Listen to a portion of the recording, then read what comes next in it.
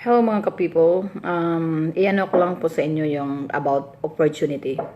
Alam niyo po, once na dumating yan sa buhay niyo ang oportunidad, dapat i-grab niyo po yan kasi minsan lang po yan dumating or darating sa buhay natin.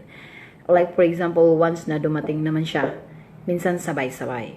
So nasa inyo po yun kung paano or alin ang pipiliin niyo, kung alin yung desire ng puso niyo. Like for example, sa experience ko, binigyan po ako ng opportunity na makapag-work sa ibang bansa. Imagine, since 1999 until now. So, grateful po ako na yun ang napili ko at nagiging tulay. Nagiging tulay siya. So, dahil nakakapagsalita ako ng Chinese, so may opportunity ako na makapag-work dito sa company namin, which is ilang taon na rin po.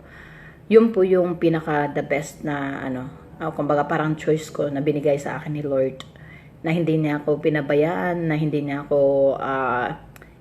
kumbaga inakay niya ako sa tamang daan. So proud po ako na bilang OFW, lalong-lalo na po ang desire ng puso ko ay matulungan ang aking mga mahal sa buhay, particularly sa aking mga kapatid, yung mga anak nila, sinusuportahan ko po yun. So go lugo lang po, laban lang po.